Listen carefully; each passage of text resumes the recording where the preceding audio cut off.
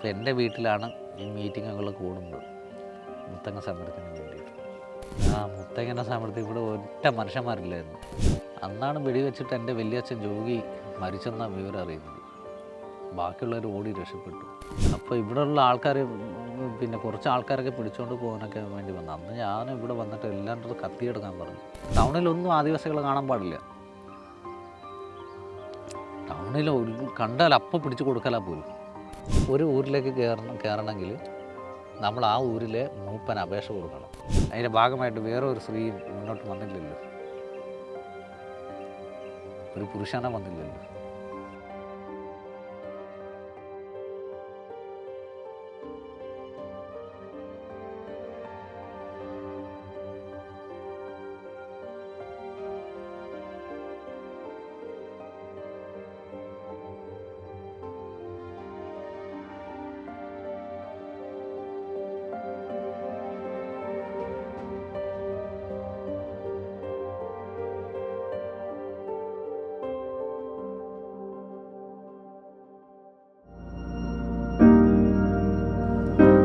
ഇവിടെ നിന്നാണ് മുത്തങ്ങ സമരം ഉണ്ടായത്.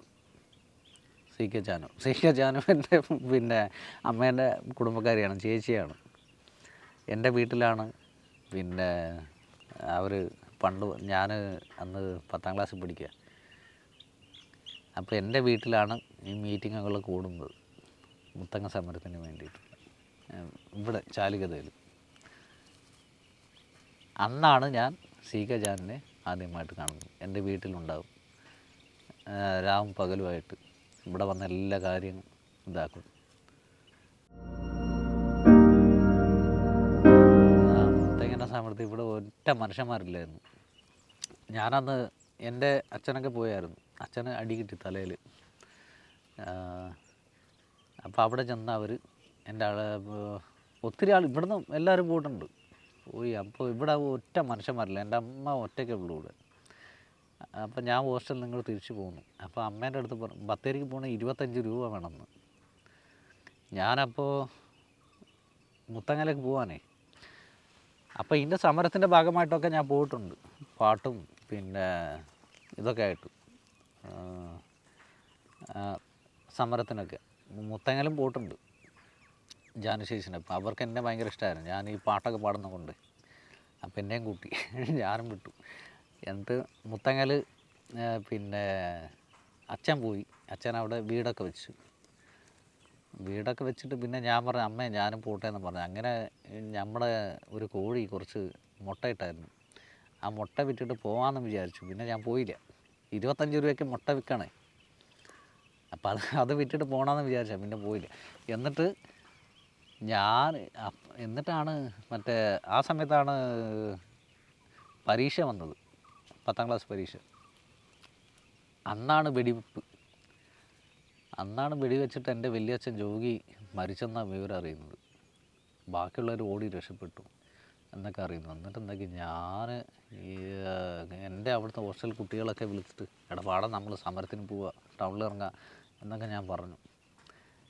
എന്നിട്ട് പല ആൾക്കാർ ഓടി അതിലൊക്കെ വന്നു. കുറേ പേര് ഹോസ്റ്റലിൽ കൂടി വന്നു. എന്നിട്ട് പിന്നെ ഞാൻ ഇങ്ങോട്ട് പോന്നു. ഞാൻ ഹോസ്റ്റലിൽ നിന്ന് ഇങ്ങോട്ട് പോന്നു. ഹോസ്റ്റലിൽ പോയിട്ട് ഇവിടെ വന്ന് കാവലിരുന്നു. ആ സമയത്ത് ഇവിടെ മൊത്തം പോലീസുകാരാണ്. അപ്പോൾ ഇവിടെയുള്ള ആൾക്കാർ പിന്നെ കുറച്ച് ആൾക്കാരൊക്കെ പിടിച്ചുകൊണ്ട് പോകാനൊക്കെ വേണ്ടി വന്നു. അന്ന് ഞാൻ ഇവിടെ വന്നിട്ട് എല്ലാവരുടെ കത്തിയെടുക്കാൻ പറഞ്ഞു. കത്തിയൊക്കെ എടുത്ത് ഞങ്ങൾ അവിടെ നിന്നു. പിന്നെ ആൾക്കാരിങ്ങോട്ട് വന്നില്ല. ഇവിടെ മൊത്തം ഇതിൻ്റെ ചുറ്റും പോലീസുകാരായിരുന്നു. ഇവിടെ ആൾക്കാരെ പിടിച്ചുകൊണ്ട് പോവുക. കുട്ടികളെ വരെ പിടിച്ചുകൊണ്ട് പോയിട്ടുണ്ട്. ഇന്ന് നമ്മുടെ ഒരു മാമി ഒരു 3-4 കുട്ടികളെ വഴി ഇവിടേക്ക് എങ്ങനെ എത്തിച്ചതെന്ന് എനിക്കറിയില്ല. മുത്തങ്ങയെന്ന് കാട്ടിക്കൂടെ ഓടി, അവർക്ക് വഴി അറിയില്ലല്ലോ. കാട്ടിക്കൂടെ ഓടി അവർ കൃത്യമായിട്ട് ഇവിടെ എത്തി ചാലികതയിൽ. ആ കുഞ്ഞുങ്ങളെ എടുത്തിട്ട് അതെങ്ങനെ അവരുടെ മൈൻഡ് ഇവിടം വരെ എത്തി, അവർക്ക് എങ്ങനെ ആ വഴി ഇവിടം വരെ കിട്ടി എന്നറിയില്ല. ആ സമയത്തൊക്കെ ഈ ടൗണിലൊന്നും ആദിവാസികളെ കാണാൻ പാടില്ല. ടൗണിൽ കണ്ടാൽ അപ്പം പിടിച്ചു കൊടുക്കലാ പോലും നാട്ടുകാർ. അപ്പം അത്തരമുള്ള കുറേ കഥകളൊക്കെ കേട്ടിട്ടുണ്ട് ഞാൻ. പിന്നെ നമ്മുടെ ആൾക്കാർ പറഞ്ഞതും പിടിച്ചുകൊണ്ട് പോയതും ഒളിച്ചതും പിന്നെ ബാക്കിയുള്ള പിന്നെ മലയാളികളെ കണ്ടിട്ട് കാട്ടിലേക്ക് ഓടി കയറിയതും റോഡിലൂടെ നടക്കാതെ കാട്ടിൽ കൂടെ വന്നതൊക്കെ വിശന്ന് പൊരിഞ്ഞ് അങ്ങനെയൊക്കെ കേട്ടിട്ടുണ്ട്.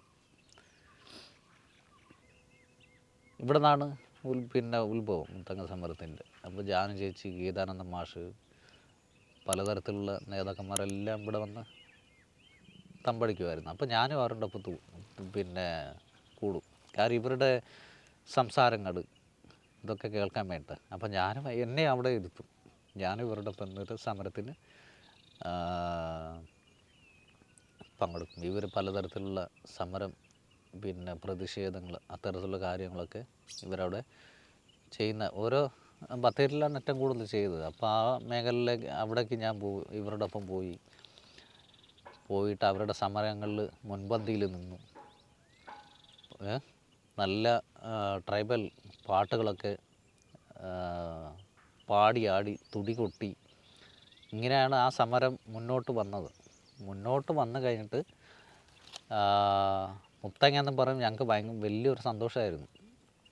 കാര്യം പുതിയൊരു ജീവിതം വരുന്നു, പുതിയൊരു നാട് വരുന്നു, സ്വന്തമായ പിന്നെ ഒരു സിറ്റി തന്നെ ആവുന്നു. ഇത്തരത്തിലുള്ള പിന്നെ ഇതാണ് എൻ്റെ മനസ്സിൽ കണ്ടത്. കാര്യം നമ്മളെ അങ്ങോട്ട് കയറണമെങ്കിൽ സ്പെഷ്യൽ ഇന്ന് ഇവർ പറയുന്നില്ലേ, നമുക്ക് അപേക്ഷ കൊടുക്കണം. ഒരു ഊരിലേക്ക് കയറണമെങ്കിൽ നമ്മൾ ആ ഊരിലെ മൂപ്പൻ അപേക്ഷ കൊടുക്കണം. ആ മൂപ്പൻ സ്വീകരിച്ചാൽ മാത്രമേ ഏത് ഉദ്യോഗസ്ഥനോ പിന്നെ ഏതാൾക്കോ അവിടെ കയറാൻ സാധിക്കുകയുള്ളൂ. അത്തരത്തിലൊരു പ്ലാനിങ് ആയിരുന്നു അത്. അങ്ങനെ ആയിരിക്കും അവർ ഉദ്ദേശിച്ചത്. ഞാൻ ഉദ്ദേശിച്ചത് ഇങ്ങനെയാണ്. അവിടെ പിന്നെ ഗേറ്റ് ഉണ്ടാക്കി അവിടെ സെക്യൂരിറ്റിനെ വെച്ച്. ഇപ്പം നമ്മൾ പല സ്ഥലങ്ങളിലും ഇപ്പോഴും സെക്യൂരിറ്റി ഉണ്ടല്ലോ, അവർ സ്വയം ഭരണമല്ലേ. ആ രീതിയിലുള്ള ഒരു ജീവിതമായിരുന്നു. കാരണം അന്ന് അങ്ങനെ ആയിക്കഴിഞ്ഞാൽ അവിടെ കൃഷിയാവും, ഇവർക്ക് സ്വന്തമായ പിന്നെ പിന്നെ ഭക്ഷണശാല ഉണ്ടാവും, അവരുടെ ഒരു സ്വയം ജീവിതം.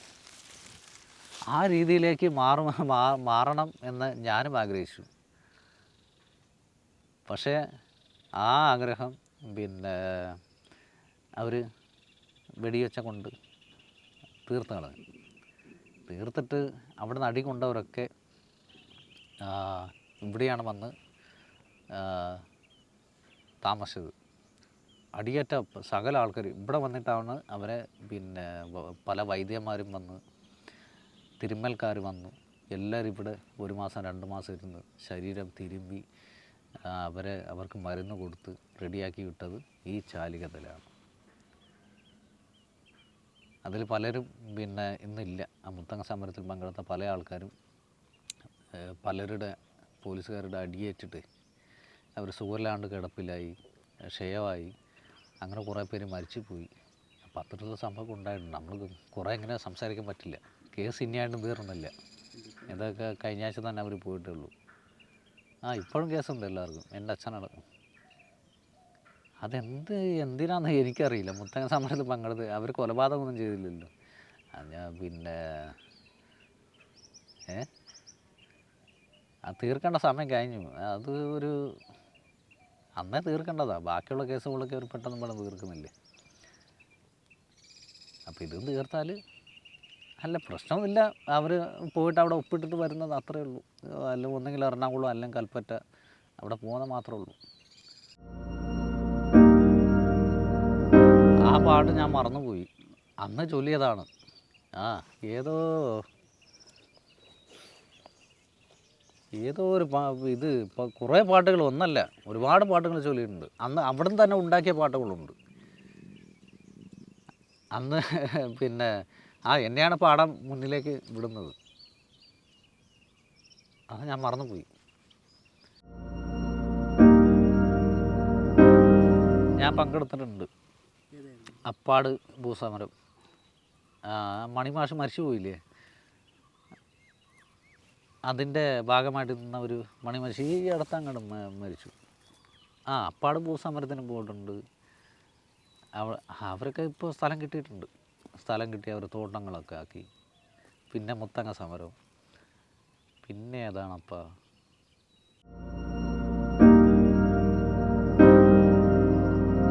ആ സമയത്ത് നമ്മളെ ഒരു ഭൂമി എന്നൊരു തോന്നൽ ആ സമയത്ത് എല്ലാവർക്കും ഉണ്ടായത്.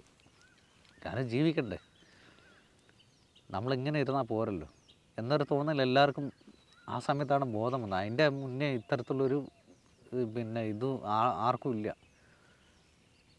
അങ്ങനെയാണ് ഞങ്ങൾക്ക് ഭൂമി വേണം, പിന്നെ ഒരു എന്താ പറയുക, വനാവകാശ നിയമത്തിൽ പറയുന്നില്ലേ, ആ രീതിയിലുള്ളൊരു സാധനമാണ് സ്വയംഭരണം. സ്വന്തമായിട്ട് ജീവിക്കുക, ആരെയും ഉപദ്രവിക്കാനല്ല, സ്വന്തമായിട്ട് ജീവിക്കുക, സ്വന്തം സ്കൂളുകൾ ഉണ്ടാക്കുക, അവരെ സ്വന്തം ആ സാറാണ് എന്നെ കുത്താൻ വരുന്നത്. അങ്ങനെയുള്ളൊരു ചിന്ത ആ സമയത്താണ് വന്നത്. പിന്നീട് ഇപ്പോഴും ഭൂമിക്ക് വേണ്ടി എല്ലാവരും പിന്നെ ശ്രമിക്കുന്നുണ്ട്. ഒരുപാട് ആൾക്കാർ ഇപ്പോഴും ഭൂമിയിലാണ് അതവിടെ ജീവിക്കുന്നത്.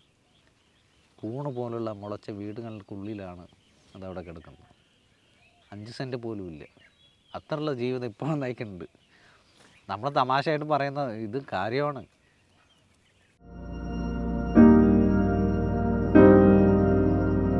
അദ്ദേഹത്തെക്കുറിച്ച് വലിയ ഓർമ്മ ഇതൊന്നുമില്ല. അദ്ദേഹം വീട്ടിൽ വരും, അമ്മയല്ലേ, അമ്മ മരുമകളല്ലേ, എൻ്റെ അമ്മേൻ്റെ അനിയനാണ്. ആ ജോഗിനെ പോലുള്ള ആൾ ഇവിടെ ഉണ്ട്, പുള്ളിൻ്റെ മരുമകൻ. എൻ്റെ അമ്മേൻ്റെ അനിയനുണ്ട്, ജോഗിയെ പോലെ ഉള്ളൂ. അപ്പം അദ്ദേഹം വീട്ടിൽ വരും. എന്നെ ഭയങ്കര ഇഷ്ടമായിരുന്നു കുഞ്ഞുനാളിൽ. വീട്ടിൽ വരും, സംസാരിക്കും, ഭക്ഷണം കഴിക്കും. അങ്ങനെ പോകുന്ന ഒരു ഇത് മാത്രമേ എനിക്ക് ഓർമ്മയുള്ളൂ. അല്ലാതെ വേറൊന്നും പിന്നെ ഇതില്ല.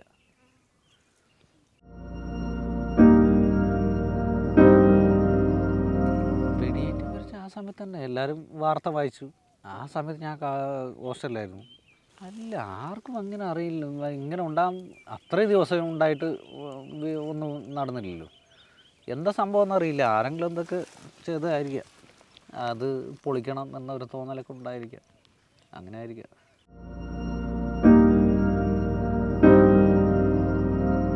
അല്ല, ഞാൻ കണ്ടിട്ടില്ല. എൻ്റെ അമ്മ പോലും കണ്ടിട്ടില്ല. എന്താണെന്നറിയില്ല, സംഭവം എന്താണെന്നറിയില്ല.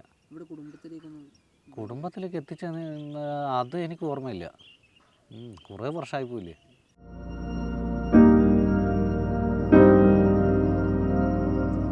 അതും അറിയില്ല.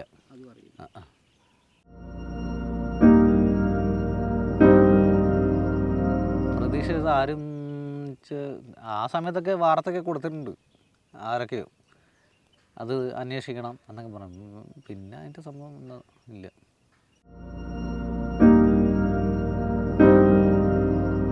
അവരൊക്കെ വന്നിട്ടുണ്ട്. അവരതിൻ്റെ ഭാഗമായിട്ട് ഉള്ളവരല്ലേ.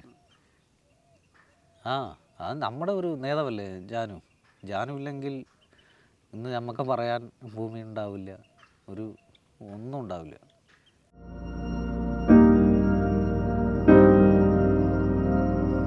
അദ്ദേഹത്തിന് ഇത്ര ഒരു പിന്നെ തൻ്റെ ഇടം ഉണ്ടായതാണ് എന്നെ പോലുള്ള ആൾക്കാർക്ക് വലിയ സന്തോഷം. അതിൻ്റെ ഭാഗമായിട്ട് വേറെ ഒരു സ്ത്രീയും മുന്നോട്ട് വന്നില്ലല്ലോ,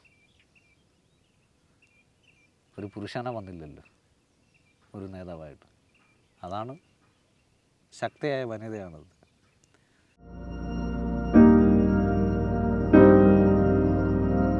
സ്ഥിതി എന്താ, സാധാരണ പോലെ അങ്ങ് ജീവിക്കുന്നു. ഒരു കുട്ടിക്ക് ജോലി കൊടുത്തിട്ടുണ്ട്, സീത എന്ന് പറയുന്ന പെൺകുട്ടിക്ക്. പിന്നെ അങ്ങനെ കൂലിപ്പണിയെടുത്ത് ബാക്കിയുള്ളവർ ജീവിക്കുന്നു, അത്രയേ ഉള്ളൂ.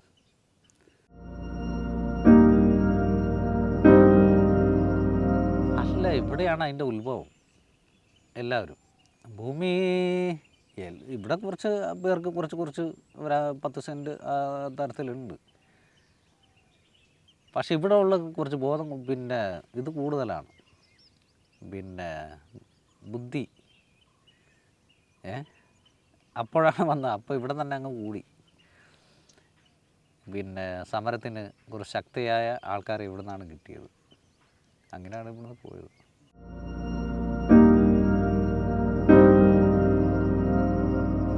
ഇല്ല, പണ്ട് അന്ന് ആരോ പറഞ്ഞിട്ടുണ്ട് അത് ട്രൈബലിന് എഴുതി വെച്ച മറ്റേ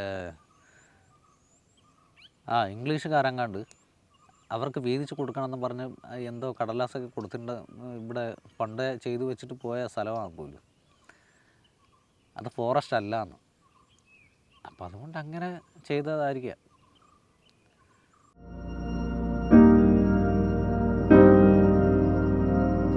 അന്ന് കുറച്ച് ആൾക്കാർക്ക് പേടിപ്പിച്ച് കളഞ്ഞു ആൾക്കാർക്ക്. പക്ഷെ ഇപ്പോഴും ഭൂസമരം നടക്കാറുണ്ട്, വലിയ പ്രശ്നമൊന്നും കാണുന്നില്ല. ഈ അടുത്ത് എവിടെ വെള്ളാരം കുന്നോ കൽപ്പറ്റ അവിടെ എങ്ങാണ്ട് ഒരു ഒച്ചപ്പാടൊക്കെ ഉണ്ടായിരുന്നു കഴിഞ്ഞ കുറേ മാസങ്ങൾക്ക് മുന്നേ. അങ്ങനെയുണ്ട്, ചെറിയ ചെറിയ ഇതൊക്കെ ഉണ്ട്.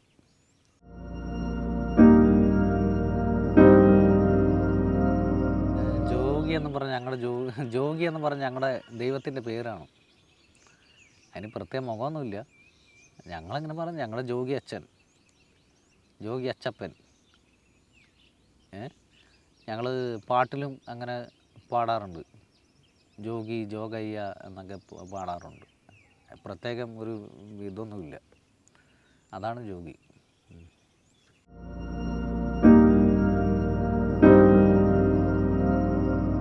ഉണ്ട്, ഞാനത് അഭേദ്യമാരെ പുസ്തകത്തിൽ എഴുതിയിട്ടില്ല.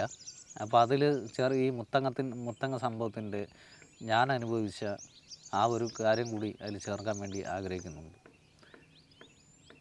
ആ കുഞ്ഞുനാളിൽ അനുഭവിച്ച, ഞാൻ ഇവിടെ വന്നിട്ട് അനുഭവിച്ച, അതിൻ്റെ ഭാഗമായിട്ട് ഞാൻ പോയിട്ടുള്ള കാര്യങ്ങൾ എല്ലാം.